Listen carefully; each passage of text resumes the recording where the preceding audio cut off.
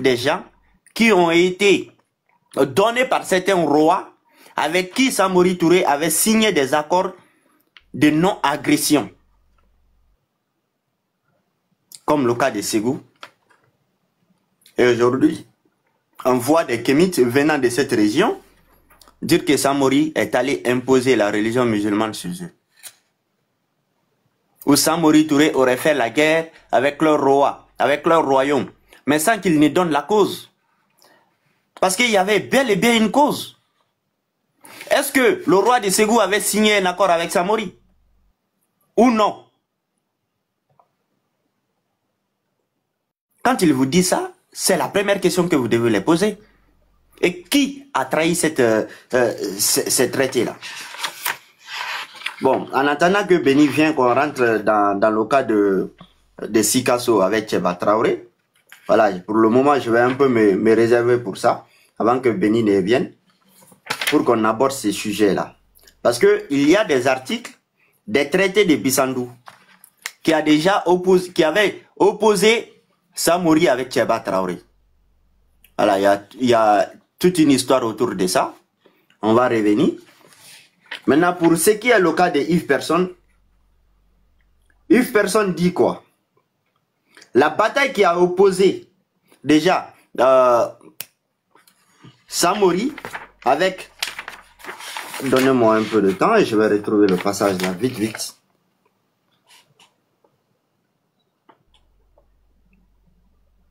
Oh. Ça, c'est le passage de Tcheba Traoré qui est là.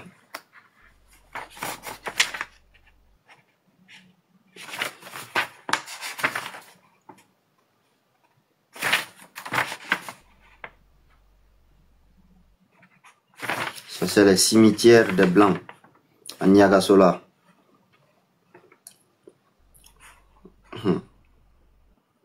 Samori Touré n'a jamais été, du plus grand jamais été un djihadiste. Déjà, ça, c'est les mots que les Blancs ont fait contre lui, des propagandes, voilà, pour pouvoir le discréditer, salir son image historique, pour ne pas que les Africains puissent s'identifier en lui, pour revendiquer les forces, surtout des musulmans. Voilà, on le traite d'être djihadiste. Et l'histoire nous dit le contraire.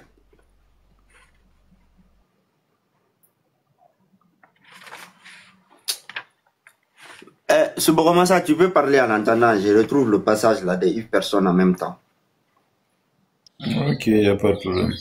Tu sais comment je vais parler là, c'est selon la version du terroir que moi je peux parler, quoi. Donc, et ça me donne plus d'enseignement, quoi.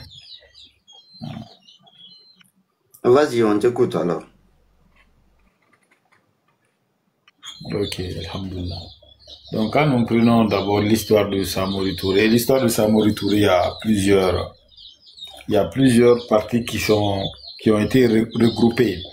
Parce que ce sont des choses qui, wa alaykoum salam, sont des informations qui ont été reçues par la voie orale avant d'être mises sur écrit.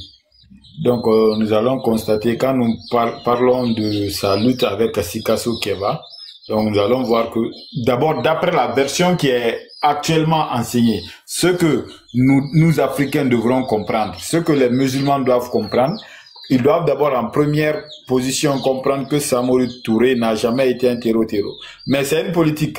Quelle est la politique là? C'est cette même politique qui est en train de continuer. Tout Africain, que tu sois chrétien ou musulman, si tu peux défendre l'Africain que tu veux le libérer du zouk colonial, ou bien de l'emprise des colons, ils vont automatiquement te taxer soit de terreau ou bien d'un extrémiste. Ça, c'est clair. Parce que là, la lutte de Samori en ce moment n'arrangeait pas l'Occident. Donc, qu'est-ce qui se passe? Pendant qu'il est en bataille avec l'Occident, et c'est en ce même moment-là encore que l'Occident est en train de créer le feu entre lui et ses compatriotes. Donc, ça le fait une double guerre. Au lieu de s'unir derrière lui pour combattre l'Occident, parce que là, c'était la véritable cause. Ça dit, lui, sa véritable cause, même si on remonte jusqu'à son enfance, où ils vont ressortir les parties de son enfance qui ont été un peu bandites ou quoi. D'abord, la naissance de Samori Touré, avant d'abord sa naissance, d'abord, d'après l'histoire du terroir, il y a son papa, il y avait plusieurs femmes. Son papa a envoyé la première femme, la deuxième femme et la troisième femme chercher le sacrifice de la naissance. Donc, avant sa naissance, il était déjà connu que Samori Touré serait comme on appelle, quelqu'un qui va manier le fer, quelle que soit la manière dont il va utiliser le fer, soit pour l'agriculture ou bien quoi que ce soit. Donc, de là maintenant, à cause de la discrimination que son père a mis sur sa maman, j'aimerais que les gens comprennent cela. À cause de cette discrimination, donc il a été mis à l'exil. Il a commencé à se débrouiller à bas âge pour survivre. Il faisait comment il coupait la route et tout cela. Mais par la suite, après, parce que déjà il était musulman, mais après qu'il ait accepté de suivre les enseignements, comment on appelle, l'enseignement islamique au niveau de Timbo, de son retour de Timbo, c'est-à-dire à Dinguiraye, de son retour de Timbo, il était devenu complètement musulman. Donc sa volonté c'était d'expandre, de propager l'islam partout. Mais cela a coïncidé à quoi? Cela a coïncidé à l'arrivée, c'est-à-dire à la pénétration coloniale. Donc de là, vu la force qu'il avait en ce moment, il s'est engagé dans la guerre, il s'est engagé dans la guerre de libération, de lutte contre l'esclavage. Donc il faudrait que les gens sachent faire ces différentes, comment on appelle, la part des choses. Il était bandit. Après qu'il ait suivi ses formations islamiques à Timbo, où à l'époque, c'était l'une des grandes parties à Dinguiraye où l'islam était bien enseigné. Donc de là-bas, il est venu pour propager l'islam, mais pas forcément par les sabres. Peut-être qu'après il y a eu beaucoup de choses qui se sont passées pour qu'il commence à propager l'islam par les sabres. Parce que souvent les mécréants là, quand tu veux, par exemple les Wawat comme ils le font actuellement, quand tu veux juste exposer leurs mensonges, ils t'attaquent, soit mystiquement ou physiquement. Donc des réponses aux attaques mystiques ou physiques qui ont enclenché, comment on appelle ça, donc il n'est pas venu, il n'est pas juste venu comme ça se battre contre les gens comme ça. Il y a eu quelque chose qui s'est produit. Donc, avant qu'il ne se batte contre qui que ce soit, il venait faire ses dawa.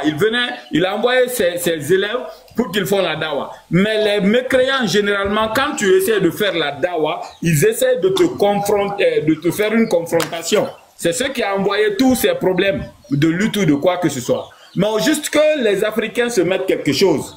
Moi, je suis musulman, certes. Mais que l'on se mette une chose dans la tête, à chaque fois qu'un Africain va essayer de mettre à nu une erreur du système occidental, ils vont essayer de jouer sur toi sur tous les points.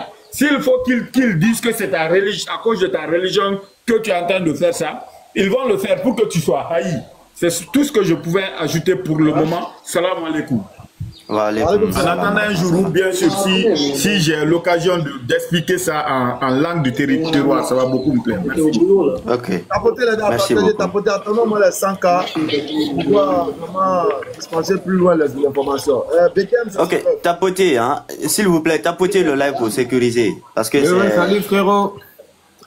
Oui, salut les gars. Okay, ça va. Bah, vraiment, ce que vous êtes en train de faire, c'est super important.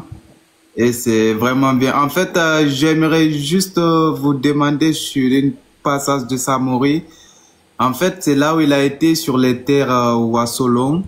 Je sais pas, dans son histoire d'enfance, c'est pas qu'il était parti pour faire ses études. C'est pas les gens qui sont les Wassolong, les Peuls, c'est pas le mal pas être traité. Et après, il est venu en retour, il avait fait la guerre vers la Batte et du coup, c'est sur ces passages-là, j'aimerais savoir vraiment, parce que je suis de Wassolong et Samori Touré, c'est quelqu'un vraiment que j'admire. Et voilà quoi. Altel, tu as quelque chose dessus? Oui. J'ai même entendu qu'il y a d'autres qui ont fui, ils sont partis au Mali, un truc comme ça.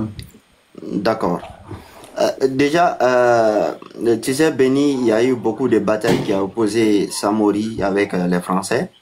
déjà, il y a la bataille des Kokoro. Cette bataille des Kokoro s'est tenue le 14 juin 1885, qui a opposé Samori avec les Français. Maintenant, regarde ces passages. On dit c'est pourquoi, aux yeux des Africains et de certains historiens, la bataille du Kokoro se solda par la victoire morale de Samori, et Yves Persson l'assimile à une humiliation subie par les Français. Bien sûr. Mais Béni, 17 ans de lutte, c'est pas quelque chose, hein? Bien sûr. Ça, c'est pas trop petit, hein? Il mentionne ça dans le livre là-même. Allahu Akbar. Les Français savent très bien qui est Samori. Ils l'ont bien connu. Ouais. Tapotez les gars, partagez, tapotez. Et il est aussi très important de souligner que il a fallu que Samori soit capturé, que l'Afrique de l'Ouest tombe. Oui. Tu as un élément sur le Wassoulou pour répondre aux frères. Le Wassoulou, bon. Ce livre-là, il y a trop de passages là-dedans. Il faudrait que je récupère les passages. D'accord. En attendant que... Voilà. Vas-y, continue. Il faudrait que je... Et du coup, j'aimerais savoir aussi sur un autre passage au cas où si vous ne l'avez pas trouvé, en fait, de la manière dont il a été attrapé, il y a certains qui disent il faisait sa douche, il prenait sa douche et il avait enlevé ses bas gris-gris et que c'est sa femme qui l'a trahi, des trucs comme ça. C'est des mythes. Tout ça, c'est du mensonge. D'accord. Ok. C'est du mensonge. C'est n'importe quoi. Alors, donc, ce qui est bon de retenir de ce soir-là, c'est de savoir que Samori Touré n'a pas commencé ses conquêtes. Bekem, ton micro. Il n'a pas commencé ses conquêtes pour imposer l'islam. Ça, tout le monde doit se mettre ça dans la tête. Et tout à l'heure, on l'a lu, vous avez compris. L'islam n'est intervenu que lorsqu'il a commencé à penser après lui. Tout reposait sur lui. Parce que c'était une personne charismatique, selon l'auteur. Aimée, admirée, selon l'auteur. Et tout reposait sur lui. Donc lui, il était inquiet. Il dit, mais si je disparais, que deviendra cet empire qui n'a rien qui les unifie? Traditions différentes. Et c'est là qu'il va penser à l'islam, qui était pratiqué par les djoulas, qui étaient un peu les maîtres du commerce, dont le territoire aussi était le centre, vers Bouna, le centre du commerce. Alors il décide de faire de l'islam la religion qui va unifier l'empire. Malheureusement, dès qu'il a annoncé à partir de 1884 à 1886, quand il a annoncé que tous les habitants de l'empire doivent se convertir systématiquement, dans un bref délai même, à l'islam, son père s'est révolté. Les animistes qu'il avait combattus, on l'a lu, qui avaient barré la route de Cancan là, aux commerçants, qu'il a battu et qu'il a protégé contre les cabas. Je ne pas qu'ils viennent se battre. Béni, est-ce qu'il y a un frère qui veut monter là, qui a le drapeau guinéen? Il a fait sa demande. D'accord. Voilà. Donc, attends, il y a un maître Altesse Modène. Là, si tu vois les caméras. Donc, quand il a protégé ces animistes là, et qu'il a envoyé l'idée de fédérer autour de l'islam, son père s'est révolté. Les animistes l'ont soutenu. Mais ce sont les musulmans à l'interne qui se sont opposés. Comme d'habitude. C'est eux qui se sont opposés. Il y a eu une grande révolte qui a failli même emporter Samori Touré. Mais qu'est-ce qui se passe? On nous dit, c'est ainsi que Samori Touré, on dit avec le réalisme, il en tirera toutes les conséquences. C'est ainsi que Samori Touré, cet empiriste de génie, c'est-à-dire cet homme d'expérience, s'est départi un moment de la démarche qui faisait sa force pour tenter de plier le réel à des abstractions. Ça, c'est très important. Cette phrase démontre que Samori Touré ne faisait pas ses combats au nom de l'islam, Parce qu'on dit quoi? L'imposition de l'islam dont il a parlé que récemment n'avait rien à voir avec sa démarche préalable. C'est pourquoi on dit ici, son empirisme de génie, c'est départir un moment de la démarche qui faisait sa force. Dans cette démarche qui faisait sa force, là, il n'y avait pas l'islam dedans. La démarche qui faisait la force de Samori, là, il n'y avait pas l'islam dedans. Il n'y avait pas l'islam dedans qui était imposé comme religion. Il n'y avait pas ça dedans. Et lorsqu'il s'est départi de cette démarche dont ne faisait pas l'imposition de l'islam, un moment, c'est de ça qu'on parle ici. Maintenant, on va t'expliquer. Qu'est-ce qui a amené Samori à un moment donné de se débarrasser de comment on appelle l'esprit de son mouvement de base pour venir maintenant parler d'imposition de l'islam. On dit qu'est-ce qui a provoqué ça? Qu'est-ce qui aurait pu provoquer? Ils vont nous dire l'afflux d'hommes de religion dans son entourage après la prise des cancans y est sans doute pour quelque chose. L'islam très minoritaire étant choisi comme seul lien possible du nouvel empire, une logique rigide avait poussé peu à peu à l'imposer par contrainte à la majorité. Donc, ici on nous dit que le fait que Samori ait pensé à un moment donné à imposer l'islam, ça veut dire qu'il ne le faisait pas, ce n'était pas dans son plan. C'est après. On dit ce fait-là serait dû au fait qu'il avait autour de lui des religieux venus des cancans qu'il avait conquis. Sans doute c'est ceux-là qui l'ont peut-être influencé selon l'auteur. Sinon au départ, lui n'était pas venu pour imposer l'islam à qui que ce soit. Voici la réalité. Voici la vérité. Et d'ailleurs, juste dans la page d'à côté, on va nous montrer, il va nous dire quelle était la raison de la prise des armes. Ici. D'abord, avant d'arriver à la raison de la prise des armes, je vais vous lire quelque chose aussi qui est très important. On nous dit ici, voilà, jusqu'au moment où un profond craquement la grande révolte, on en a parlé, le souverain a son empirisme naturel, son expérience naturelle. Désormais, il fallait chercher à fonder l'empire, non plus sur l'imposition volontaire de l'islam. Ça veut dire que quand il y a eu la révolte de la majorité écrasante, Samori n'a pas pris son armée, il n'a pas dit à son armée, bon écoutez, c'est vrai que les djoulas musulmans, les musulmans ne sont pas beaucoup, c'est vrai. Vous êtes majoritaire, vous les non-musulmans, c'est vrai. Mais on va vous imposer l'islam. D'ailleurs, je suis le souverain, j'ai l'armée avec moi. Hé, les sofas, tous ceux qui vont refuser, matez-les. Non, il n'a pas fait. Il ne l'a pas fait. Il ne l'a pas fait. Pourtant, c'est ce que vous nous faites croire à longueur de journée. Il ne l'a pas fait. Il a même changé. C'est-à-dire, il a récidivé. Il a replié les chines. Quant à vouloir imposer l'islam, il a laissé tomber ça. Il a laissé tomber l'idée de vouloir imposer l'islam. Et c'est ce qu'on nous dit ici. Le souverain a son empirisme, on dit quoi? Jusqu'à la grande révolte, de 1888 à 1889, rappela le souverain à son empirisme naturel. C'est-à-dire son expérience naturelle. C'est-à-dire sa mission naturelle. C'est-à-dire la raison naturelle de ce qu'il a commencé. Désormais, il fallait chercher à fonder l'empire, non plus sur l'imposition volontariste de l'islam, mais sur la fidélité de sa personne. Non, maintenant il va changer. Au lieu maintenant de faire de l'islam l'élément catalyseur, il va ramener le peuple à, en quelque sorte, vénérer sa personne, à avoir de l'estime exagérée de sa personne. Il va essayer maintenant de fédérer l'empire autour de sa personne et de sa famille.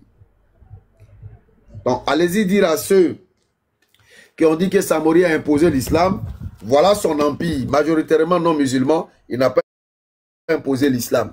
Il a voulu... Béni.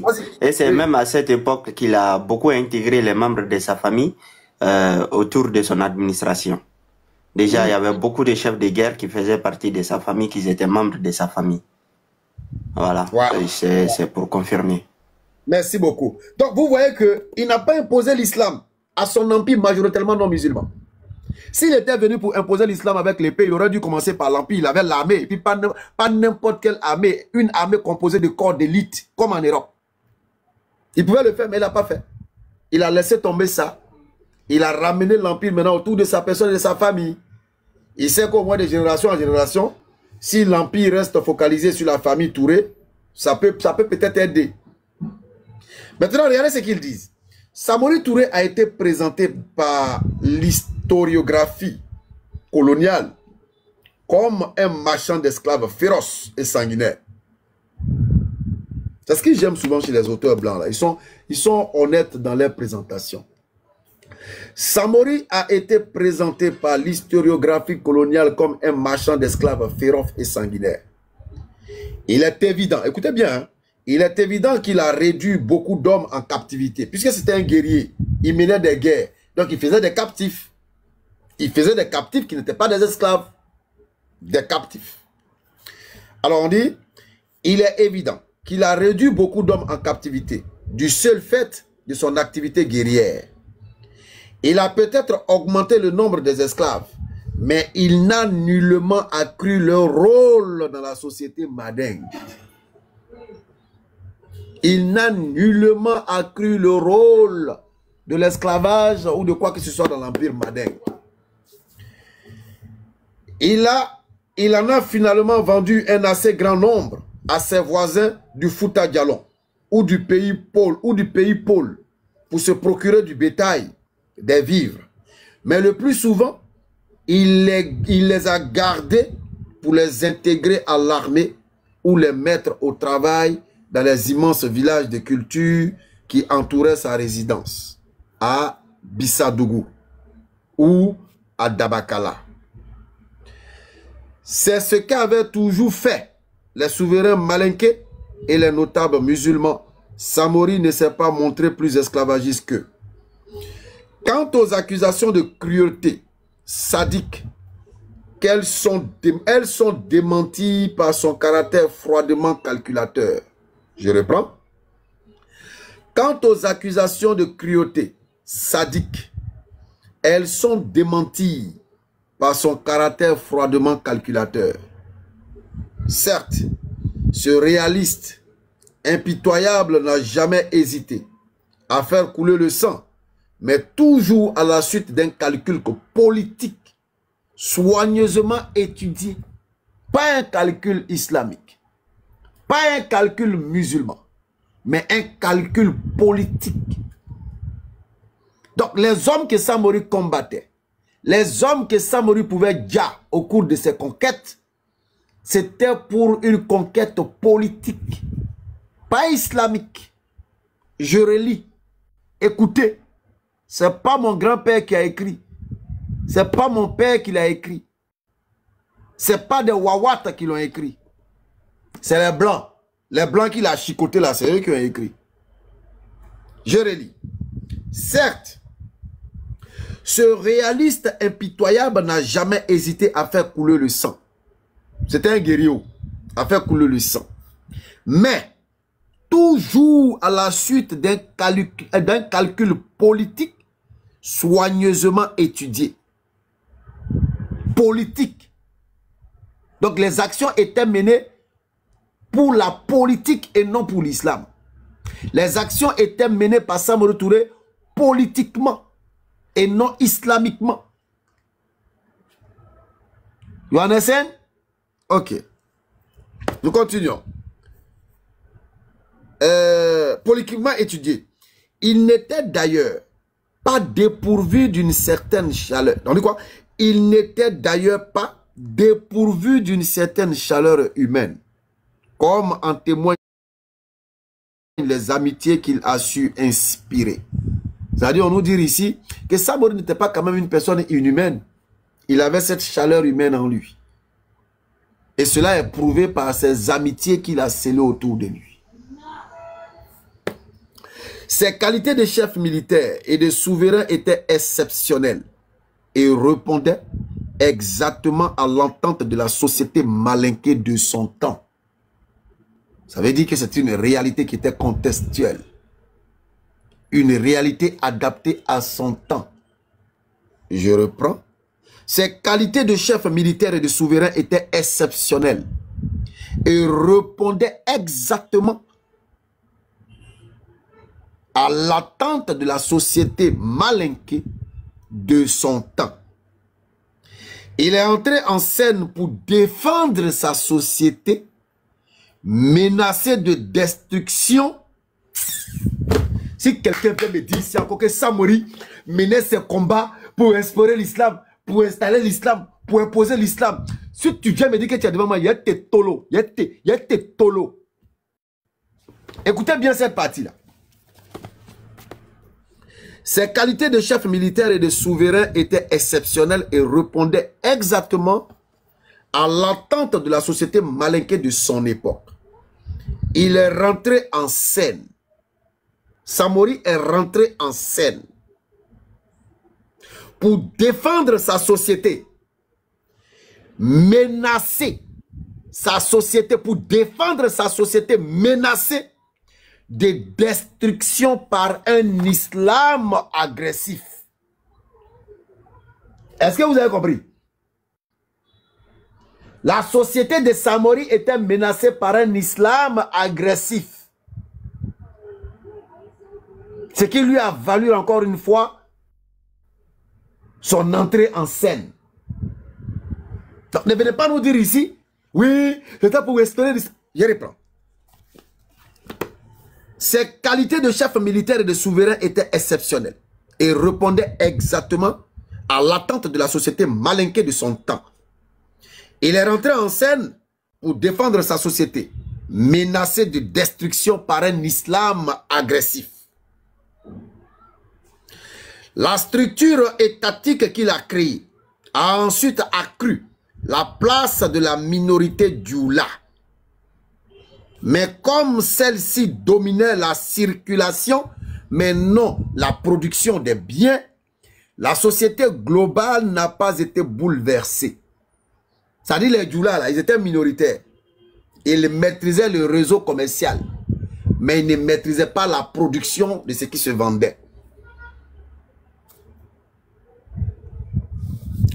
Seul l'épisode islamisant de 1884 à 1888 qu'on a lu là-bas, là.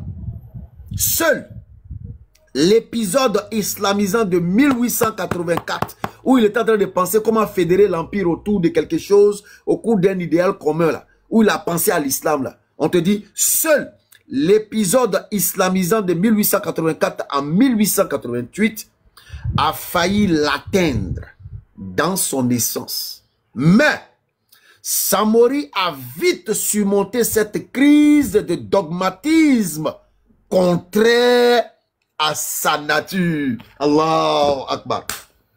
Est-ce que vous comprenez français, mais on est en train de lire là même? Si vous avez compris, mettez on a compris. Mettez on a compris. Je vais voir si vous avez compris. Est-ce que vous avez compris ce que je viens de lire là? Parce que c'est très important. Très important. On va l'expliquer tout à l'heure. Est-ce que vous avez compris? On parle de Samori. Hein? On parle pas de... On parle de Samori Touré. Celui que l'on a toujours présenté comme étant un terreau. Celui qu'on a toujours présenté comme étant un sanguinaire, un titan, un djasser, un mauvais, un tentant. C'est de lui on parle là. C'est de Samori qu'on est en train de parler ici. On dit Samori est rentré en scène pour protéger sa société contre un islam agressif.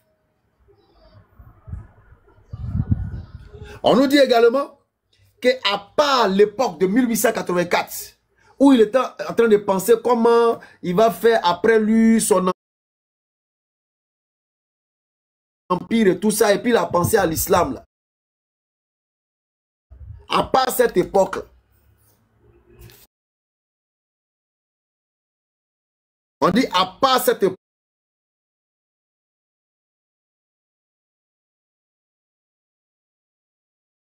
époque-là, qui a failli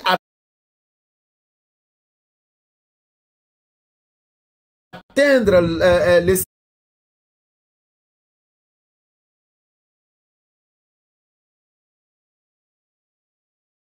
même du souverain, Samori a vite surmonté cette crise de dogmatisme.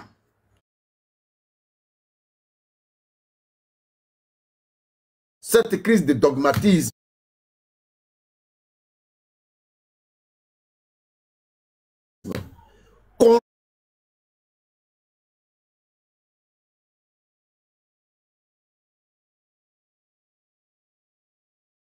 contraire à sa nature.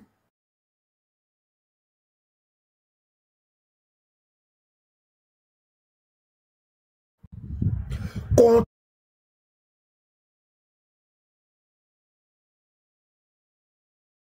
à sa nature, ça dit,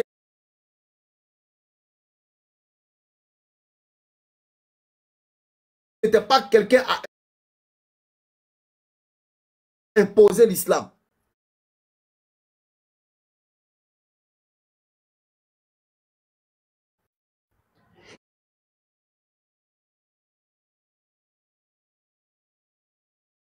Il n'était pas quelqu'un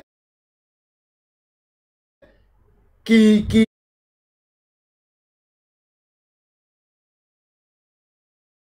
imposait l'islam agressivement. Il n'était pas quelqu'un d'agressif quant à la religion. Ça, c'est qu'on vient de vous dire. Mettez ça dans vos oreilles, puis il y a caillou dedans là. Mettez ça dedans. Et puis arrêtez de nous étouffer. On dit Samori Touré. Il a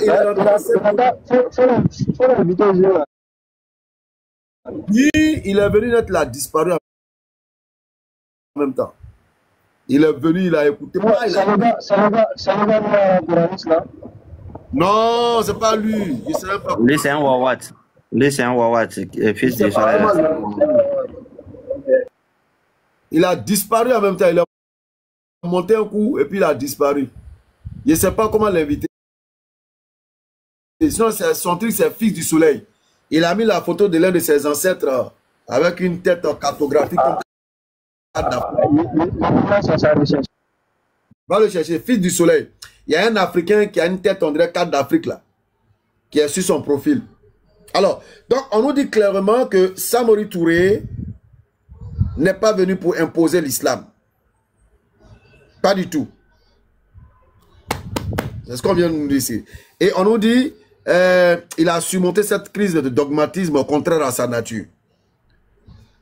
Nous avons laissé les événements au moment où l'Empire est construit. En 1881, il n'a cependant pas atteint sa plus grande expansion. Après son premier heurt avec les Français en 1882, Samori occupe le moyen Niger jusqu'en face de Bamako et les pays Bambara de Paul. Il se tourne vers le sud. En 1883, élimine Sazajiji, l'animis en question qui avait le pouvoir qu'il craignait. Il a éliminé pour finir. Aligna sa frontière sur la lisière de la frontière pendant que son frère, Kémé Brahma, échoue devant le fort français de Bamako. Bon, plein d'histoires, il y a plein d'histoires encore, on continue. Voilà, donc voilà un peu, à quelque chose. Je vais lire cette dernière partie également aussi, ça m'intéresse. On nous dit ici, avant cette dernière partie,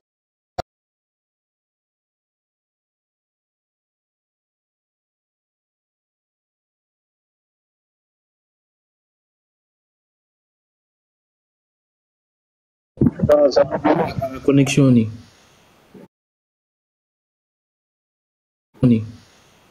La connexion. Gingo. N'a gila, adena sisen.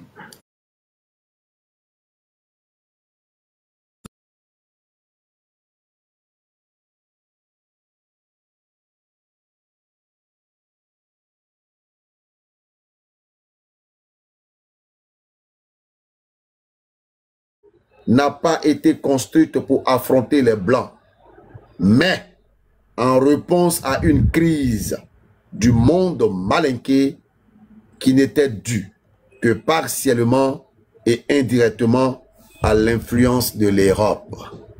1. Il n'a pas pris les armes pour imposer l'islam. 2.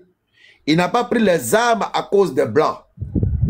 Mais il a pris les armes à cause des crises internes et propres au peuple malinqué pour régler les problèmes de sa société.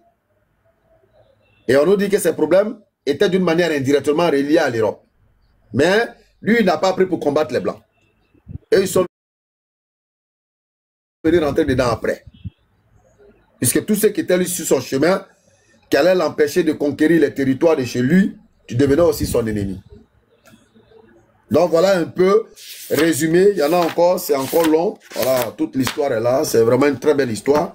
Donc pour dire aux Wawat et aux Kamit que Samori Touré n'est pas ce que vous prétendez. Samori Touré était un véritable politicien.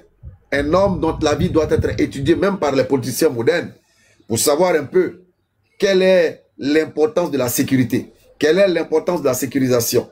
Et se fixer les objectifs quant à cette sécurisation, non pas en se renfermant dans son carcan de panafricanisme à la con, mais plutôt dans une ouverture large sur le monde.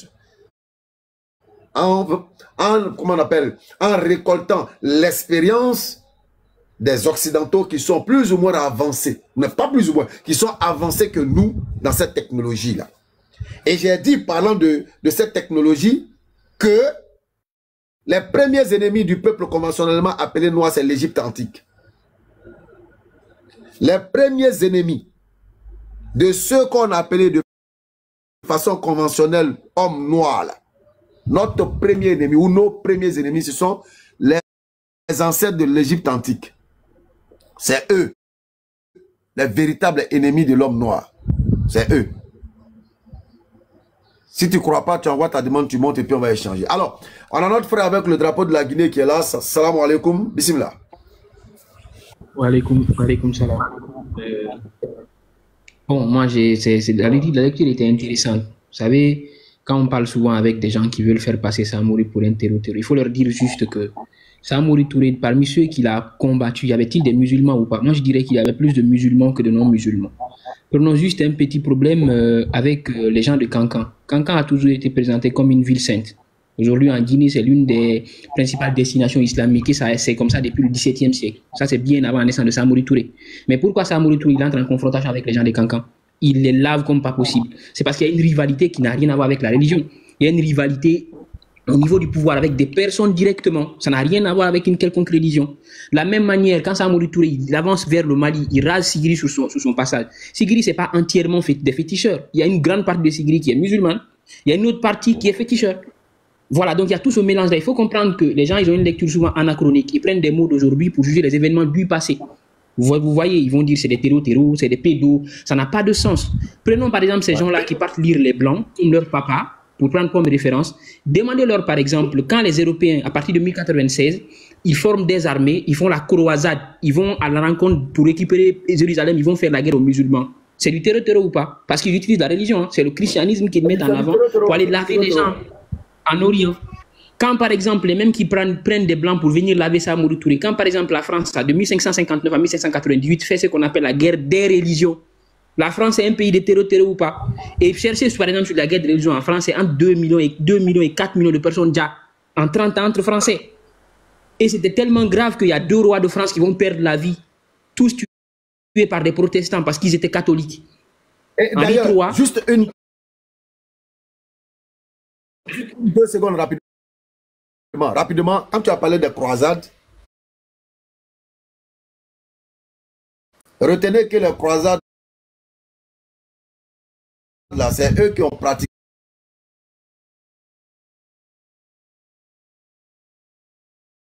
la guerre sainte. Les croisades, là, c'est eux qui ont pratiqué la guerre. J'ai le livre ici, je vais sortir ça tout à l'heure. Vas-y. Donc, quand les Français, entre catholiques et protestants, vont se laver, ils vont faire entre 2 et 4 millions de morts. Et ils vont même, déjà 2 rois, Henri III et Henri IV, vont être poignardés et déjà par des protestants. Le premier parce qu'il était catholique, le second parce qu'il a été protestant, mais il a changé de religion, il est devenu catholique. Pour les protestants, c'était un traître. Ils vont les exécuter successivement en 1589 et 1610.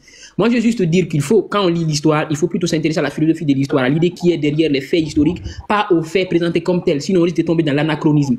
Partout où il y a eu guerre dans l'humanité, partout où il y a eu affrontement, partout où il y a eu des confrontations, il y a toujours un alibi que les hommes essaient de trouver pour justifier leur action. Par exemple, je veux faire la guerre à un pays, je peux trouver une raison économique. Par exemple, je peux me dire tout simplement ce pays-là, c'est un rival parce que pour mon passage, s'il devient une puissance économique plus grande, moi je vais devenir une puissance plus petite. C'est le problème entre la Chine et les États-Unis aujourd'hui.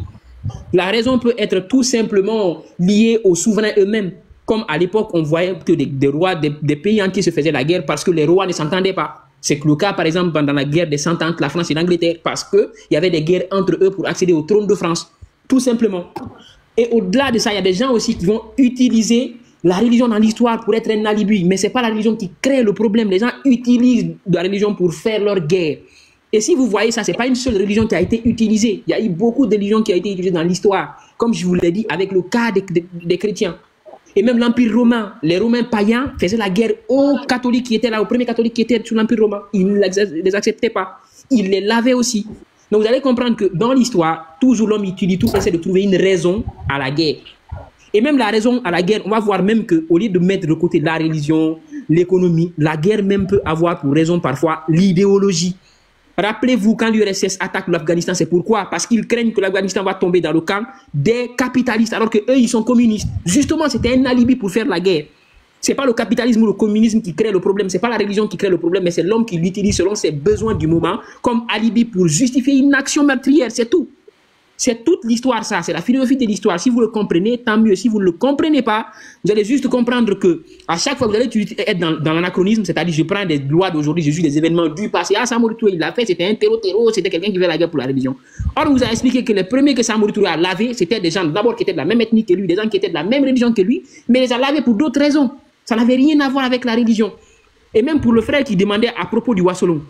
Et il demandait par exemple pourquoi Samori Touré il refuse de faire la guerre à Diamoro Adi du Wassolon et il fait la guerre à Worokodou Famoudou.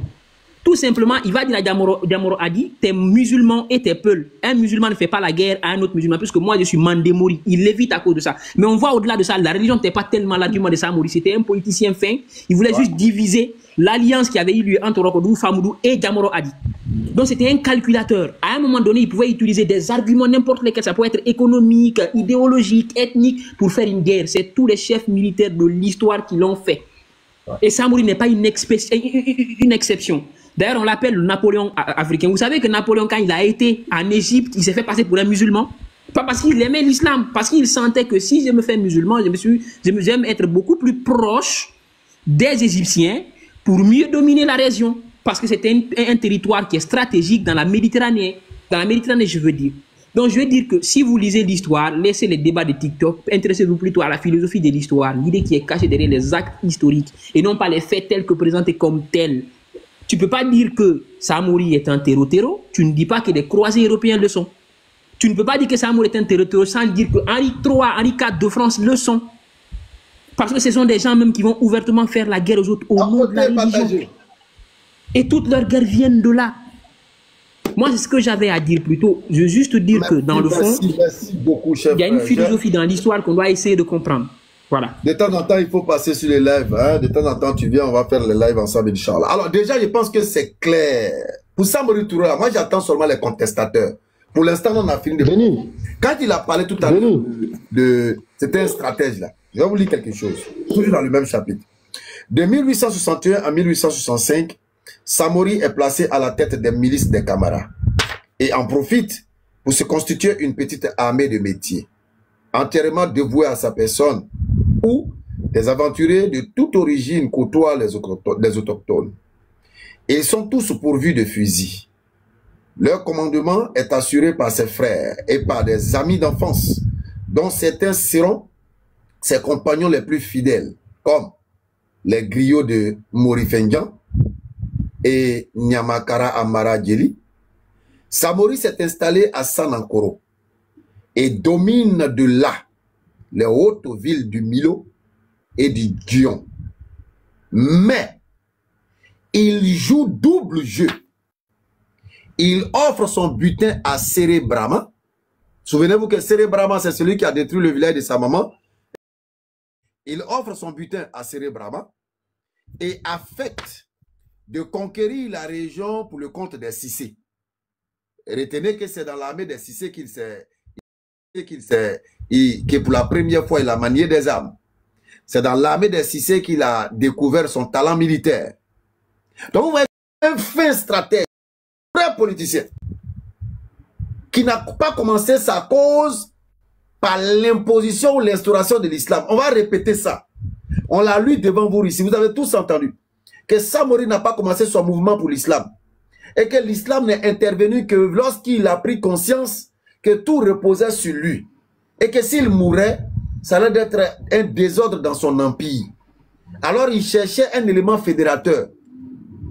Il a pensé à l'islam qui était coordonné par les djoulas, qui géraient qui géraient le commerce, qui étaient un peu ceux qui maîtrisaient les routes de commerce et tout ça.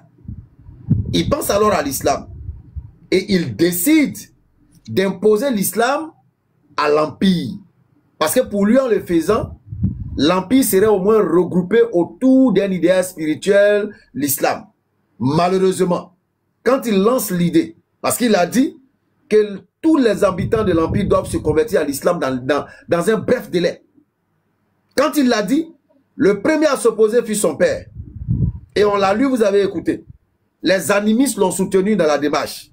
Les musulmans de l'intérieur se sont révoltés.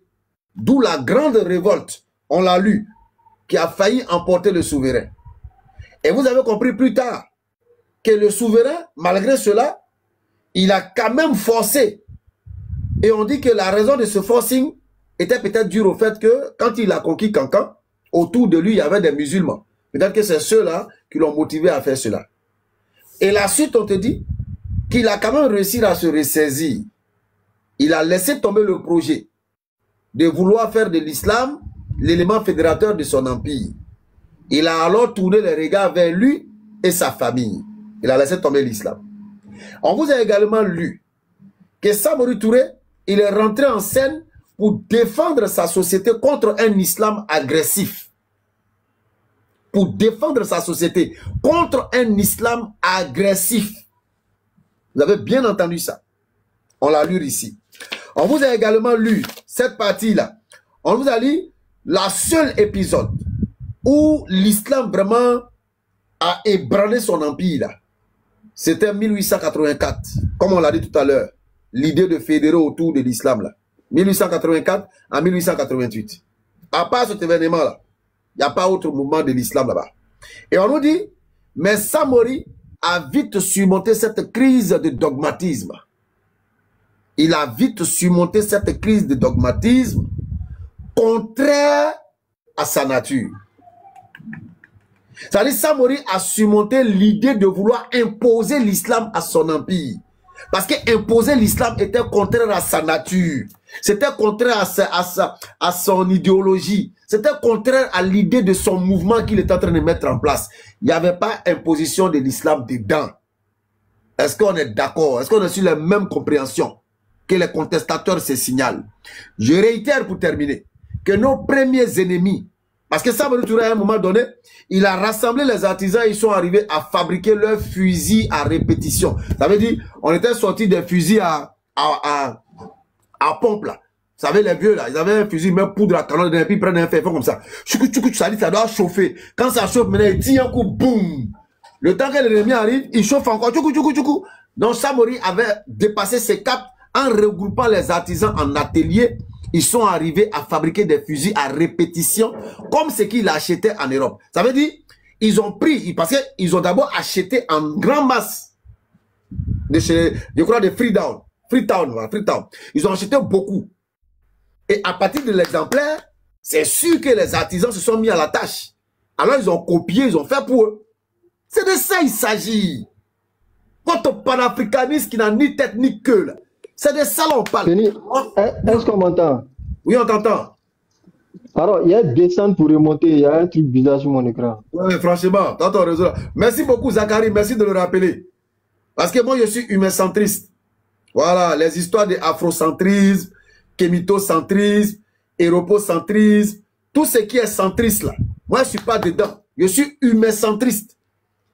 Parce que pour moi, l'humain est au centre de toute chose. C'est pas la race, c'est pas la taille, c'est pas la forme, c'est pas la couleur, c'est pas la beauté, c'est l'humain. Sourate 49, verset 13. L'humain au centre. L'humain au centre. Sourate 49, verset 13. C'est l'humain qui va se démarquer d'autres humains que par sa relation avec le Créateur. Ça, c'était la parenthèse. C'était pour répondre à Zacharie. Donc, pour revenir à ce que nous disions, Samori Touré, ils ont réussi à copier. Pardonnez, donnez-nous l'Égyptien qui a fabriqué fusil. On veut connaître son nom. Le premier Égyptien, votre ancêtre Wawat, là, qui ont fabriqué fusil, là, on veut connaître son nom. En tout cas, Samori, lui, il a réussi avec ses artisans à fabriquer des fusils à répétition. C'est marqué ici. Dites-nous l'Égypte, là. Quels fusils ils ont fabriqués?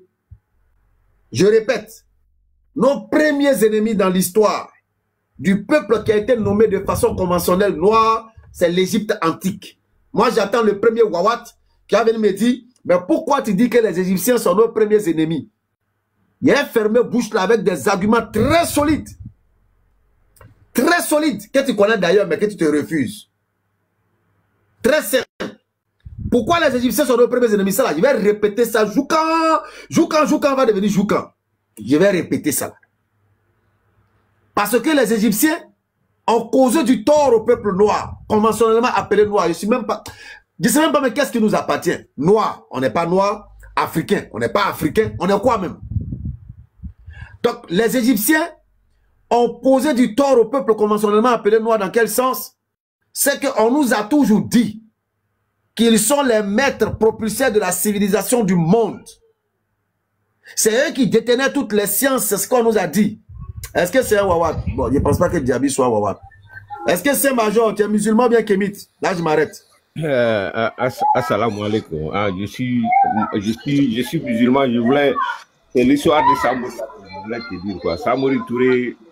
Donc, Diaby est musulman, c'est Major est musulman. Alors, donc, permets que je termine. Je voulais... Samori Touré, c'est mon grand-père direct, quoi. So, je voulais te dire un peu de sur Samori. Bon, comme c'est pas important, c'est pas grave. J'arrive, je termine rapidement et puis Inch'Allah, on passe la parole. Donc, j'étais en train de dire que les Égyptiens, les anciens Égyptiens sont nos premiers ennemis et nos derniers ennemis. Parce qu'à cause d'eux aujourd'hui, à cause de leur méchanceté, parce qu'ils étaient des élitistes. Quand on dit un élitiste, ils étaient élitistes. Les Égyptiens anciens étaient élitistes. Un élitiste, c'est une personne qui refuse de partager sa connaissance. Mais là, ils n'ont pas refusé de partager leur connaissance, mais ils ont refusé de partager leur connaissance aux autres peuples noirs. Ils ont gardé cette connaissance entre eux. On dit initiation. Attends, il faut te mettre ici d'abord, pas mon cœur est gâté même. On dit initiation. Initiation. Donc, ils ont gardé cette information entre eux. On dit oui, ils étaient intelligents, les Égyptiens ils avaient la science, toute la civilisation du monde, c'est en Égypte. Et puis les gens se vantent de ça. Moi, j'ai mal. Moi, Béni, j'ai mal. Et à compter de cet instant, moi, j'ai arrêté même de prétendre me vanter d'une quelconque science de l'Égypte antique. J'ai arrêté. Et quand j'entends, quand je lis, j'ai honte et j'ai mal.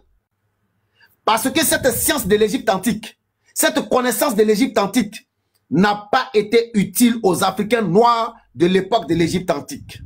Et c'est pourquoi nous sommes dans cette galère, dans cette misère-là. Quand vous voyez que les Blancs, ce qu'on appelle les Blancs nous dominent, vous pensez que les Blancs nous dominent sur la base de quoi? Est-ce que c'est parce qu'ils ont la peau plus claire que nous? Est-ce que c'est parce qu'ils sont plus grands, plus costauds que nous? Est-ce que c'est parce qu'ils sont plus beaux que nous? Non, ça n'a rien à voir. Leur dominance n'est pas basée sur ça. Mais ils nous dominent parce qu'ils ont la science et le savoir. Ils nous dominent parce qu'ils ont la connaissance. Mais cette connaissance-là, selon vos écrits, selon vos archéologues, selon vos égyptologues, cette science-là, ils l'ont enlevée où? Qui leur a donné cette science? Là, quand il veut monter. Quand Maya son réseau, il m'a abandonné là où j'avais besoin de lui là. Hein? Ils ont enlevé cette science-là où? Ils ont enlevé ça en Égypte antique, au pied de vos ancêtres, qui leur ont inculqué ce savoir, qu'ils ont caché aux autres Africains, qu'ils ont gardé dans l'élite qu'ils ont gardé parmi les prêtres. Ils ont caché comme initiation. Mais ils ont donné cette connaissance aux Européens, aux Grecs et aux Romains. Et aujourd'hui, ils sont sur le panel. Oui, Pythagore. Pythagore, là même là. Ça, c'est les Égyptiens que Pythagore a enlevé son Pythagoria là. Thalès même là. C'est en Égypte que Thalès a pris ça. C'est en Égypte que... Et ils n'ont pas honte. Ils osent dire. C'est en Égypte que Pythagore a volé la science. C'est en Égypte que Thalès a volé la science. Ils n'ont pas honte. Pourtant, allez-y lire. Pythagore, Thalès, tous ces gens-là, ils ont donné une partie de leur vie pour pouvoir prendre cette science de la main de vos ancêtres, les Égyptiens antiques. Vous savez la douleur que Pythagore a subie avant d'avoir cette science-là? Vous savez ce que les Thalès ont subi avant d'avoir cette science-là? Et bien vous dites qu'ils ont volé. Ils n'ont rien volé. Ils ont acquéri, ils l'ont mérité. Et ils ont pris cette science, ils sont partis chez eux. Quand ils sont arrivés chez eux, à la différence de vos ancêtres, Égypte antique, les Européens, quand ils ont reçu l'enseignement de l'Égypte, arrivés chez eux, ils ont commencé à organiser des conférences. Ils ont commencé à enseigner le peuple. Ils ont commencé à vulgariser la connaissance. Ils ont commencé à déverser cette science au milieu du peuple. Pendant ce temps, vos ancêtres, les Égyptiens, étaient cloîtrés entre quatre murs avec cette connaissance moribonde. Ils étaient cachés là-bas avec ça. Non, c'est pour les prêtres, c'est pour les initiés. On ne donne pas ça à tout le monde. On ne doit pas dispenser ça dans le peuple. Et ils ont vulgarisé. Mais aujourd'hui, où en sommes-nous? Où en sommes-nous? Nous courons encore, nous allons dans leur école. Nous allons au prix des centaines de mille apprendre cette science à leurs pieds. Quelle honte pour l'Afrique. Oh, honte. Oh, honte à l'Afrique. Enregistrez et envoyez-les ça. Honte à vous, Africains. Vous allez encore apprendre au pied de ces blancs-là. Vous allez à leurs pieds pour aller apprendre. Et vous venez, vous vous gonflez. Voilà. Je suis docteur en médecine. Je suis docteur en technologie. Je suis docteur en machiniste. Tu as appris ça où? Tu as appris ça où? Voilà. Je suis docteur en numérique. Il a appris ça en Égypte. Hein? Je suis docteur en chirurgie faciale, spatiale, cruciale. Moi là, je suis ingénieur. Tu as appris ça où? Où? Au pied de papa, au pied de l'homme blanc, vous êtes allé apprendre. Parce que vos ancêtres de l'Égypte ont refusé de déverser cette connaissance dans le bas peuple. Vous n'avez pas honte? Vous n'avez pas honte? Ayez honte. Aujourd'hui, vous êtes à la traîne. Vous courez encore. Vous allez, les armes que vous étiez censés fabriquer. Vous êtes obligés d'aller acheter ça encore chez eux. Pourtant, on dit que la science qui fabrique ça, c'est chez vous ici, ils ont pris. Même vos savants africains. Oh, est-ce que je peux retrouver ça? Prenez tous vos inventaires noirs. Citez-moi le nom de tous vos inventaires noirs. Et dites-moi où ils ont appris la science de leur invention. Est-ce que c'est en Égypte antique? Ils sont allés apprendre ça au pied encore des Blancs. Alors, je vais poser cette question. Qui est-ce qui a donné la suprématie aux Blancs sur l'homme noir? Est-ce que c'est l'islam? Je vous pose cette question et puis je m'arrête. Qui a permis aux Blancs d'être supérieurs et de dominer les Noirs? Qui? Qui leur a donné l'âme de la dominance? Qui a donné l'âme pour détruire les Noirs? Qui a donné le pouvoir au peuple hellène pour dominer sur vous les Noirs? Qui? Qui leur a donné ce pouvoir? Donnez-nous le nom, si vous êtes vraiment honnête. Béni, il y a un kémite parmi nous, il va répondre bien. Allons-y donc, allons-y donc. Bakim 69, tu es musulman ou tu es kémite? Non, il est musulman. Ah, désolé. Il est musulman. Lui, son nom là, c'est... Donc, dites-nous, qui a donné le pouvoir aux Blancs de dominer les Noirs? Vous dites que les Blancs nous dominent, les Blancs nous commandent. Qui leur a donné le pouvoir de dominance sur nous? Qui? Est-ce que ce sont les musulmans? Dites-le nous. Qui leur a donné le bâton pour nous chicoter? C'est qui? Qui a donné le bâton aux Grecs et aux Romains, aux Européens pour dominer les Noirs? C'est qui? Donnez-nous le nom, je veux connaître le nom. Qui a donné ce pouvoir-là? C'est qui? Donc arrêtez de nous emmerder. Arrêtez de... Vous avez été colonisés parce que vos ancêtres ont donné le pouvoir de colonisation aux Blancs. Venez me dire le contraire. Venez me dire le contraire. Non, ils nous ont colonisés. Ils nous ont esclavagisés. Hey, champion, ils t'ont esclavagisé parce que tu étais en brousse là-bas et ils ont pris la technologie, ils sont revenus vers toi. Donc, Béni, si on comprend bien, tous les kémites qui sont sur ce live-là sont d'accord avec ce que tu es en train de dire. Ah, Cam, qui peut contester ça là? Parce que là, il n'y a que des musulmans qui sont alignés là. Dans un live où on attend quand même des kémites pour venir me montrer ton mensonge. Parce que moi, je sais que tu mens. Il n'y a pas son garçon, il n'y a pas moi, son je sais que ce que tu dis là, c'est pas vrai. Il n'y en a pas. Mais il attend seulement un kémite pour venir te dire que tu mens.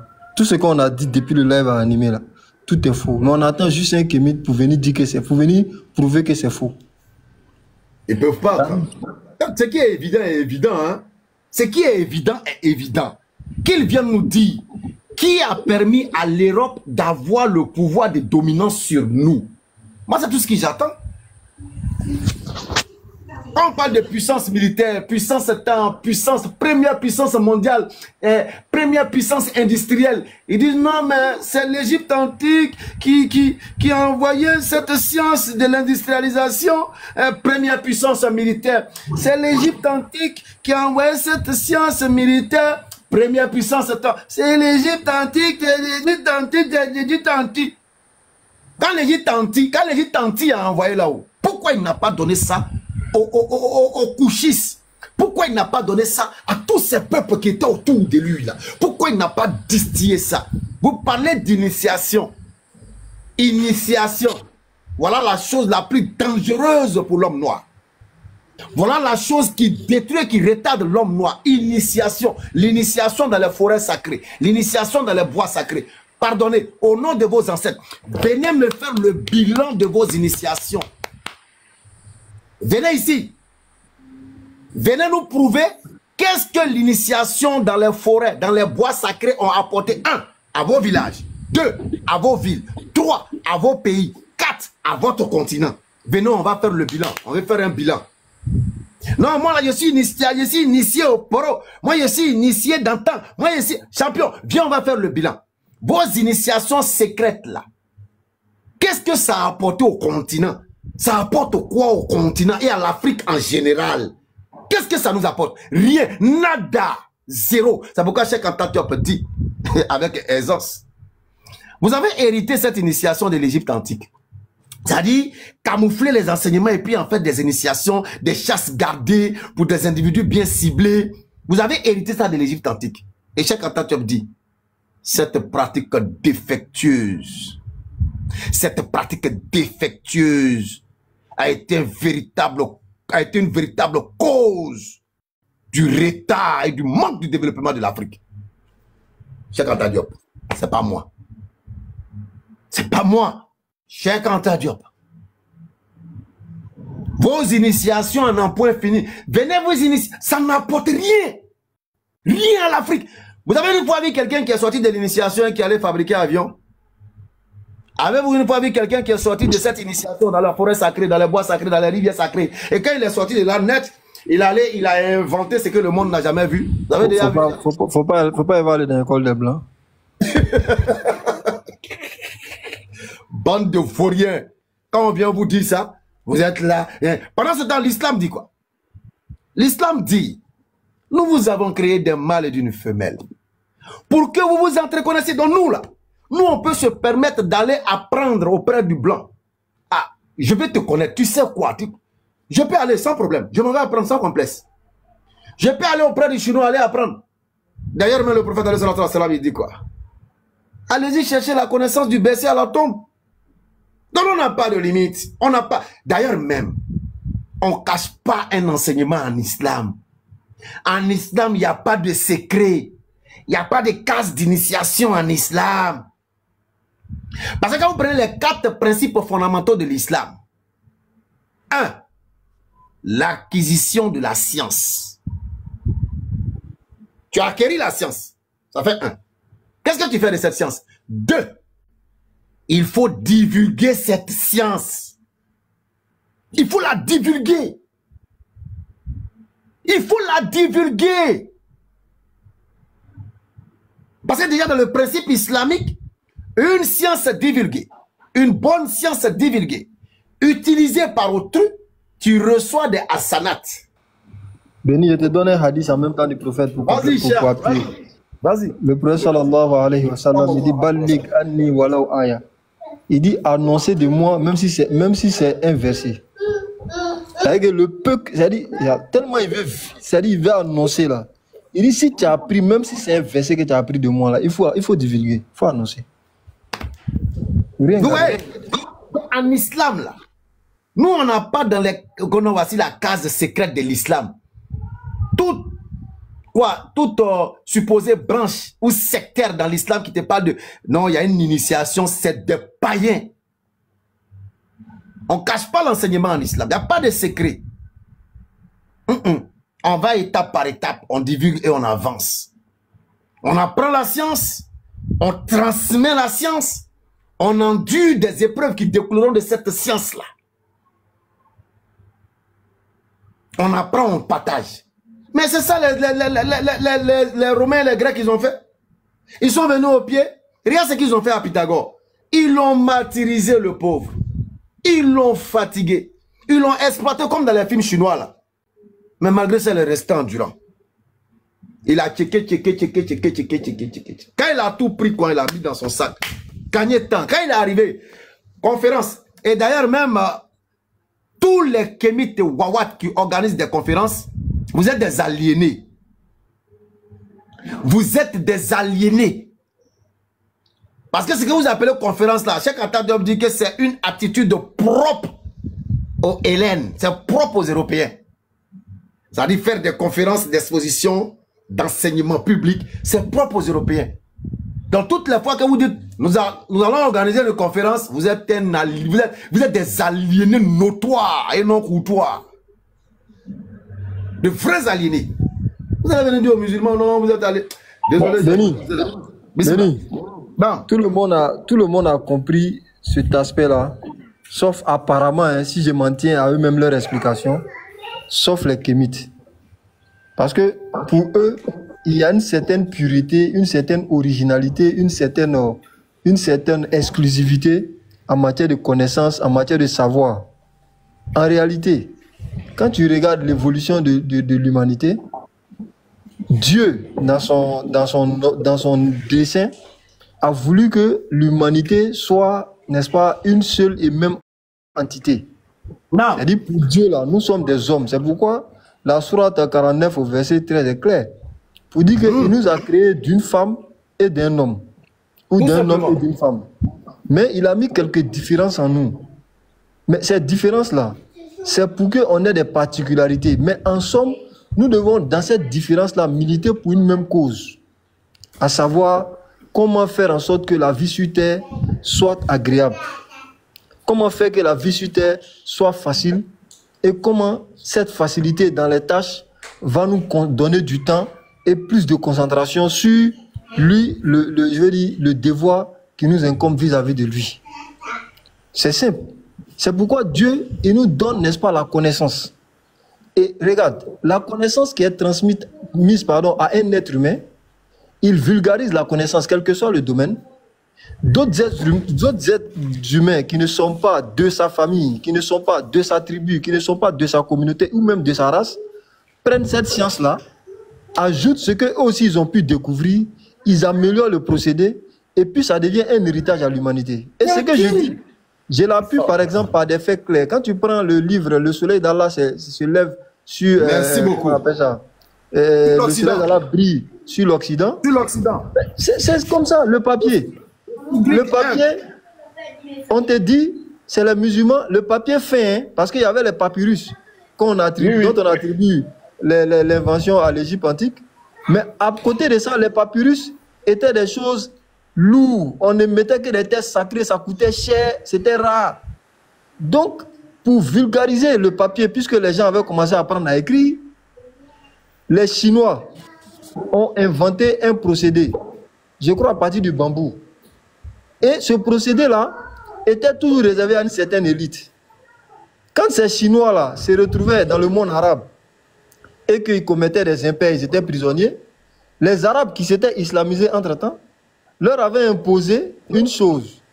Quand vous êtes prisonnier chez nous, vous devez faire un travail d'utilité publique. Et ce travail d'utilité publique-là doit vous pousser à communiquer ce que vous savez. Donc, les Chinois vont communiquer l'art de la fabrication du papier. Les Arabes vont regarder, les Arabes musulmans vont regarder. Ah, c'est comme ça qu'on fabrique le papier. Mais ils vont confier ça à leurs savants. Et les savants, dans le domaine, vont améliorer le procédé, le rendre encore plus simple et plus accessible. Voilà comment le papier, par les Arabes, fait son entrée maintenant en Europe. Effectivement. Quand les Européens voient le papier fin là, c'est quelque chose d'extraordinaire. Ah. Il y a une crise même du papier là-bas. Et à l'époque, l'écriture est réservée aux scribes et aux personnes vraiment lettrées, les élites, les sociétés élitistes. Maintenant, quand les Arabes, qui étaient alors beaucoup plus lettrés que les Européens, vont leur montrer cette chose-là, ils seront étonnés. Donc, eux aussi vont prendre, n'est-ce pas, le papier, vont l'améliorer aussi à leur tour.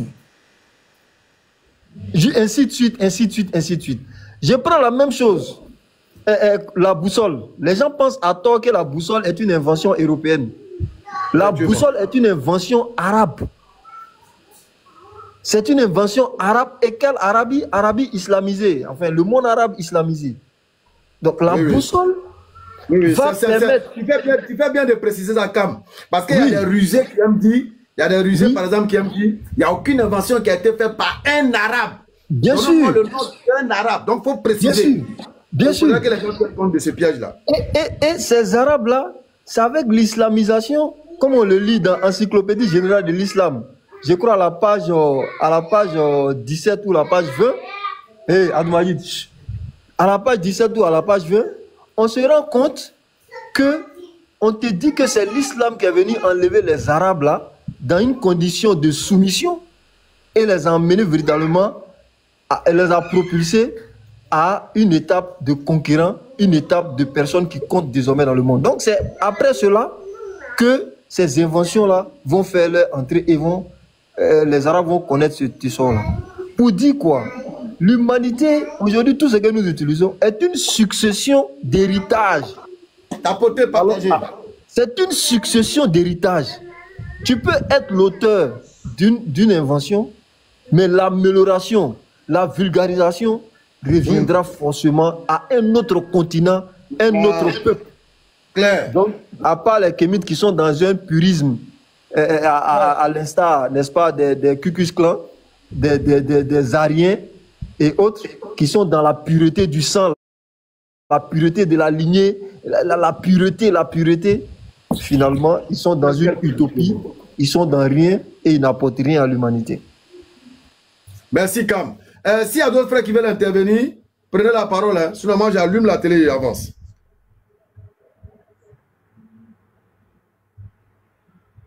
Il y a Saint-Major qui voulait parler de Samori Touré.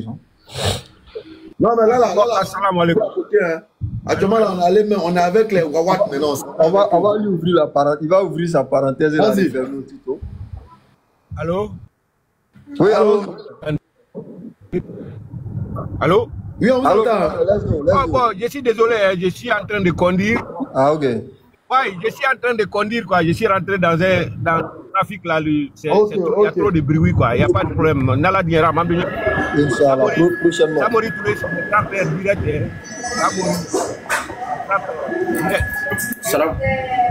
Prochainement. On t'entend le micro d'Abdoul, il y a trop de bruit. C'est mieux de buter Saint-Major. Inch'Allah, donc à la prochaine fois. Merci beaucoup. C'est Abdoul qui faisait beaucoup de bruit là. Ouais. Son Altesse, on a su le Wawat et l'Égypte antique. Donc on a démontré clairement, je ne sais pas si tu étais là, que nos premiers et nos derniers ennemis, ce sont leurs ancêtres de l'Égypte antique. Voilà. Ça c'est clair. Voilà. J'ai prié, j'ai suivi. Mais Béni, ces Égyptiens là même sont... Enfin, je m'en tiens à ce que tu dis, hein, parce que je n'ai pas eu accès aux sources que tu as dévoilées sur récemment. Si je m'en tiens à ce que tu dis, effectivement, ils sont méchants. Ils sont méchants sur ce qui ne leur appartient même pas en propre. Tu sais pourquoi? Ils sont méchants sur ce qui ne leur appartient même pas en propre. Pourquoi? Parce que les Éthiopiens, comme on les appelle même historiquement, là, Abyssinie. Non, pas Abyssinie, avant ça. Aksum. Non, pas ça. Il y a un autre nom. Check Anta Diop, la Nubie, les Nubiens. Ah, Voilà, les Nubiens, eux là, ben, il a employé même le terme éthiopien. Eux, ils s'attribuent, n'est-ce pas, une certaine paternité de la connaissance des Égyptiens. Parce que selon, je crois, Hérodote ou quel historien, il a été, n'est-ce pas, les Égyptiens auraient été une colonie, n'est-ce pas, de ces Éthiopiens-là. Donc, s'ils savent des choses, une colonie, l'objectif d'une colonie, c'est de faire quoi? Quand il y a une colonie, c'est de faire quoi? C'est de lui inculquer ce que tu sais. C'est pour ainsi dire civiliser. Or, la civiliser une colonie, c'est lui apporter l'élément qui manque, n'est-ce pas, à son essor, à son épanouissement, pour qu'il soit plus ou moins à mon niveau, ou qu'il soit plus ou moins à un niveau où il puisse me comprendre. Donc, eux, ils seraient une colonie des Éthiopiens. Donc, si tel est le cas, les Éthiopiens, d'ailleurs, dans ce texte, Cheikh Anta Diop dit que ils revendiquent, n'est-ce pas, l'honneur que les Égyptiens font aux morts. L'honneur que les Égyptiens font aux morts, là, les Éthiopiens revendiquent cette connaissance-là. Ils revendiquent le fait de leur avoir inculqué ça. Donc, si vous avez appris quelque part, et que finalement, quand ça arrive chez vous, vous gardez ça par devers vous, par égoïsme et par méchanceté, en créant des codes obscurs pour en faire une société secrète, pour limiter la chose à vous seul. Or, vous n'êtes pas éternel. Quand vous mourrez et que vous laissez ces écrits-là dans une langue qui n'a même pas pu être décryptée par ceux qui se revendiquent de vous aujourd'hui, à qui avez-vous légué ce savoir que vous dites détenir? Au blanc, c'est au blanc. Ou même quand on voit un dessin qui ressemble à un hélicoptère, on dit non que c'est un hélicoptère, c'est eux qui ont fabriqué. Quand on voit un dessin qui ressemble à un sous-marin, on dit non, c'est eux qui ont fabriqué le sous-marin. Maintenant, qui va décoder la formule que vous avez soi-disant laissée pour fabriquer sous-marin, pour fabriquer l'hélicoptère? Prenez-nous au sérieux. Regarde, je te lis rapidement un paragraphe. Nous sommes dans Antériorité des civilisations nègres. Le paragraphe qui précède tire de Porphyre,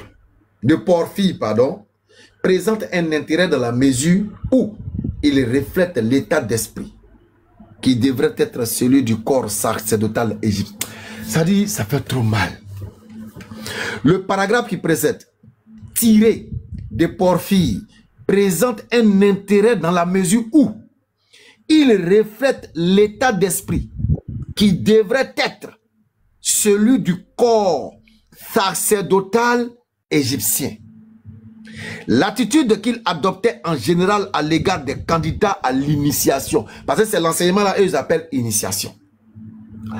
On met ici le doigt sur la faiblesse majeure, peut-être, de la civilisation égyptienne. C'est-à-dire, on leur donnait l'enseignement ésotérique, mais l'autre côté, là,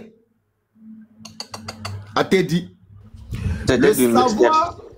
le savoir était si précieux aux yeux du prêtre égyptien qu'il préférait le garder et l'étendre seulement à quelques individus privilégiés plutôt que d'agir comme son disciple grec et de le répandre à l'échelle du peuple pour se faire un nom. Les dispositions d'âme du prêtre égyptien sont à l'inverse de celles du péripatéticien. Et explique toutes les difficultés que les disciples comme Pythagore, Platon et Dors et tant d'autres ont rencontré effectivement avant d'accéder aux sciences. Parcourir les contrées, comme le faisaient les professeurs conférenciers grecs, pour rabattre la clientèle, est un trait original à la culture hellène. Il l'a dit tout à l'heure, non? Faire les conférences, c'est pour les blancs. Nous, on ne connaît pas ça. Donc, voilà le texte qui est clair. Même le terme agora, ça appartient aux Grecs. C'est le Parlement. Ça gâte mon cœur même. Regarde, on te dit, les disciples grecs n'étaient pas initiés sur le champ. Ils durent attendre parfois plusieurs années, sinon une bonne partie de leur vie, cherchant à se faire ouvrir le chemin du savoir. Le corps sacerdotal égyptien, qui détenait alors le secret des sciences, le garda jalousement et n'accepta de le dispenser de façon très parcimonieuse qu'aux disciples qui, après avoir subi une longue série d'épreuves, s'en étaient révélés dignes. Même quand ils sont dignes, c'est de façon parcimonieuse qu'on le leur délivrait. Non, il y a dit c'est des sorciers même. Bon, à quel moment on leur donne tout alors? C'est des sorciers. Regarde, lorsque Pythagore, conseillé par Thalès d'aller chercher la science en Égypte, il fut longtemps en butte à ces difficultés. Pythagore, qui vécut entre 233 et 304, a laissé une relation du voyage de Pythagore. Je relis, pardon, c'est pas Pythagore. Porphyre, qui vécut entre 233 et 304, a laissé une relation du voyage de Pythagore, ayant été reçu par Anassis, le roi égyptien, 568-526. Il obtint de lui des lettres de recommandation auprès des prêtres d'Héliopolis, qu'il envoyait à ceux de Memphis, comme étant plus anciens, ce qui au fond n'était qu'un prétexte. C'est-à-dire, ils étaient en train de le tourner, ils ne voulaient pas lui donner. Ça, c'est à l'étranger. Hein. C'est la même chose qu'il faisait aussi au peuple. La même chose qu'il faisait au peuple. Parce qu'il voulait toujours avoir la dominance sur le peuple. Il voulait toujours contrôler le bas peuple. Donc, donner la science au bas peuple, c'est dire au bas peuple, venez nous dominer. Mais regarde la culture de l'homme noir. C'est resté dans les mœurs de l'homme noir. Il ne donne pas l'enseignement à autrui. Parce qu'il s'est dit qu'autrui va venir le détruire.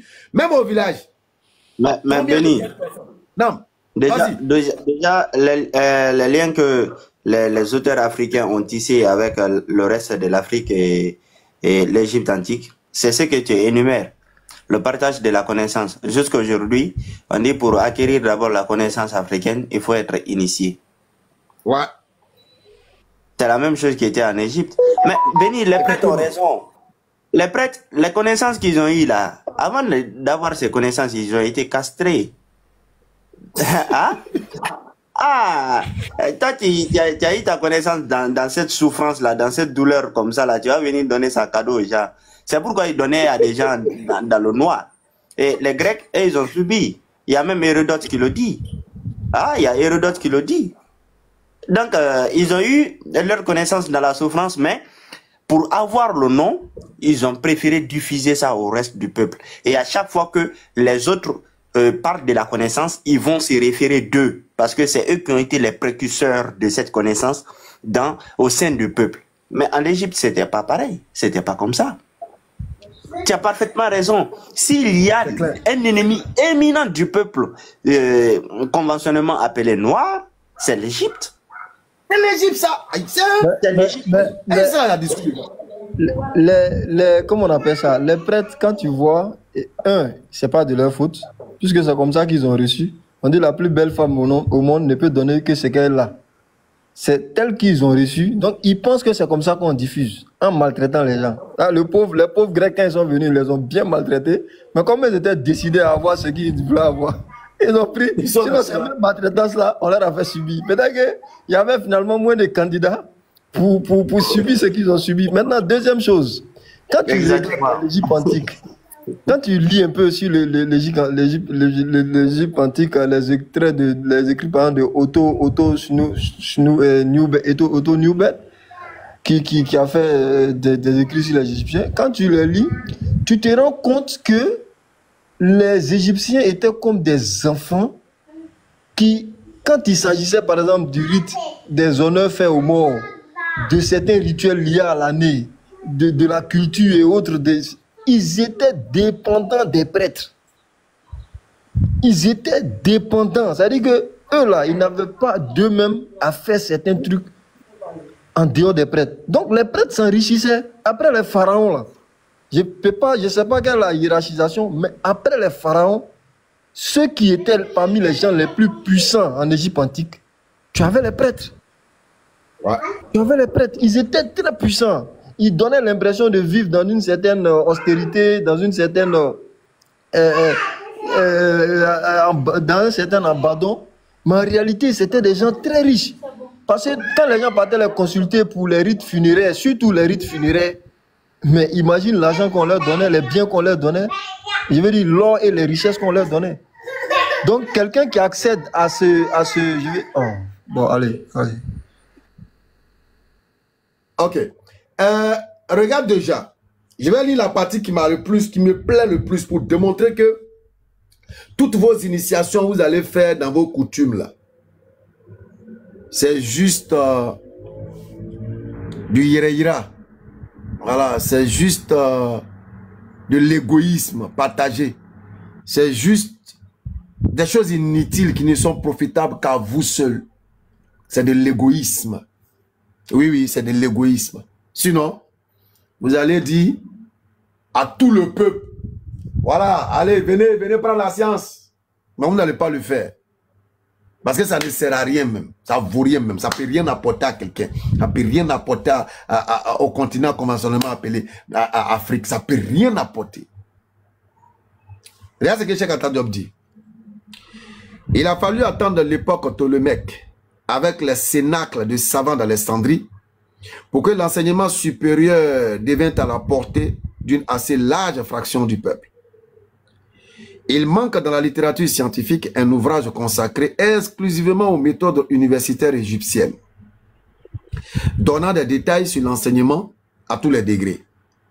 Il semble qu'il ne serait pas difficile, à la lumière de tout ce qui précède, de montrer alors que le déclin de la civilisation égyptienne a été précipité durant les derniers siècles de contact avec les jaunes civilisés issus d'elle.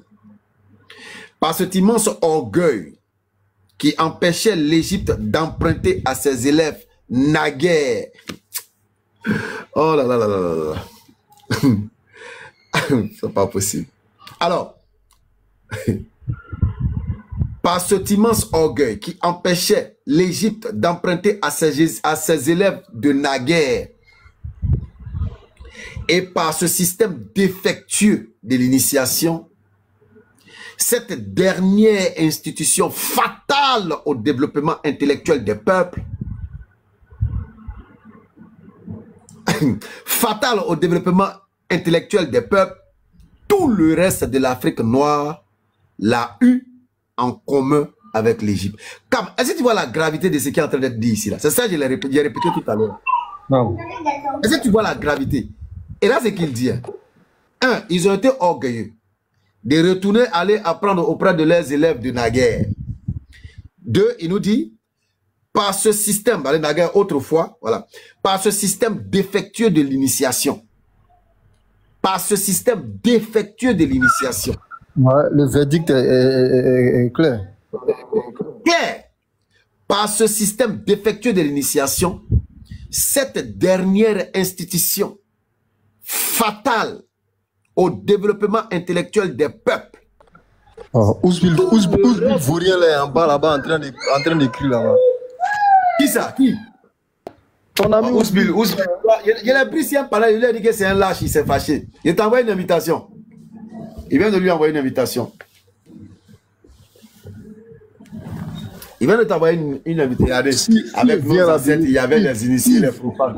S'il vient là, dès qu'il met pied à Abidjan là, on va au Lafri de généralement de trucs.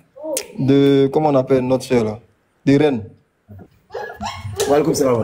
S'il monte sur ces lives même là, moi il devient caillou. C'est tout ce que moi je sais. Il monte sur ces lives. Il va monter, il va pas parler, il va juste monter. Ousbil, il y a la il ne croit pas à ses ancêtres, il ne peut pas monter. Il dit c'est pas possible. Alors, je t'ai dit, si moi je deviens caillou. Ousbil, ça sera possible quand même. Ça fait quand même on se connaît.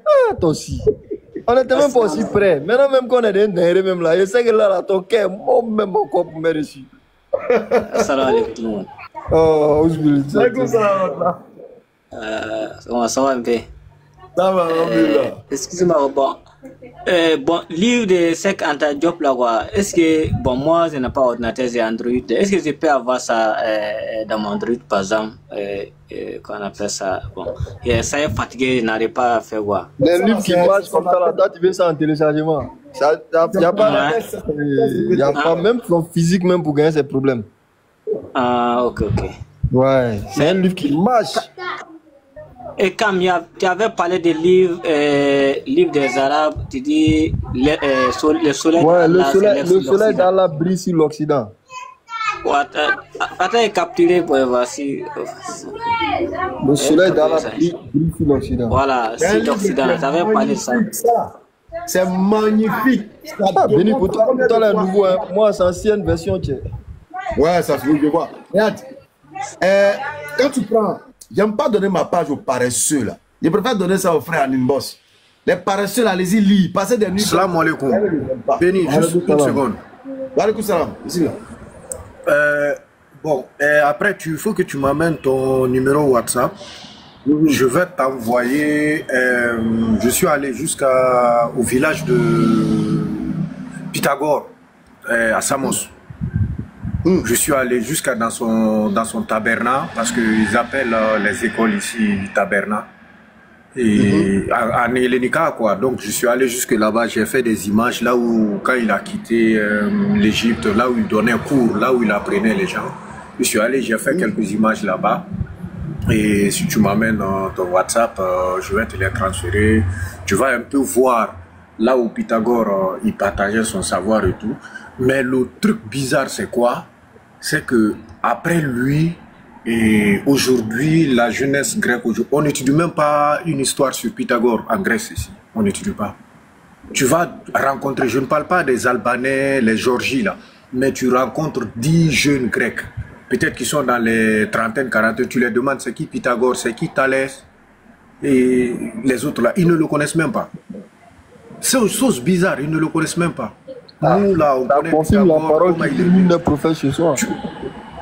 ne le connaît pas, ils ne le connaissent pas ici. J'étais surpris. Quand je les ai parlé de ça, je suis rentré dans l'histoire de Pythagore. Le gars m'a dit où j'ai appris ça. J'ai dit on nous oblige à étudier ça chez nous. J'ai dit c'est dans notre programme. On m'apprend, on me dit que c'est lui qui a inventé la mathématique. Oh, le gars, il a ri, il dit, mais c'est quoi ça? Il dit, mais moi, j'aurais appris qu'il est allé en Afrique, il est venu avec ça. Il dit, mais pourquoi tu peux me dire ça? J'ai dit, mais c'est le document qu'on nous a envoyé. Le gars dit, tu as été au village de Pythagore? J'ai dit, non. Il dit, mais quand tu m'as dit que tu es rentré par où? Je dis, je suis rentré. Alhamdulillah, alhamdulillah, alhamdulillah, Rabbil Alamin. Nous remercions Allah, bien sûr, qui nous a permis de suivre cette vidéo. Nous vous disons, bien sûr, merci d'avoir suivi la vidéo et de rester connecté. N'oubliez pas surtout de vous abonner à notre chaîne RT Religieux TV. C'est très important. Abonnez-vous. Abonnez-vous pour que ça puisse permettre à d'autres personnes de voir vraiment la véracité de ce débat-là. Donc aussi, abonnez-vous aussi pour que ça puisse booster non seulement la vidéo, afin que ceux qui n'ont pas encore vu la vidéo puissent la voir. C'est important. Et n'oubliez pas aussi de liker la vidéo. C'est important aussi. Et n'oubliez pas de laisser vos avis dans les commentaires ou de partager cette vidéo-là. À la suite de cela, nous allons dire bien sûr demain ou après-demain, ou bien nous dirons à la prochaine, Inch'Allah ta'ala, qu'Allah nous bénisse tous depuis nos différentes positions et que Dieu sa main soit sur nos différentes affaires. Assalamu alaikum wa rahmatullahi wa barakatuh depuis vos positions.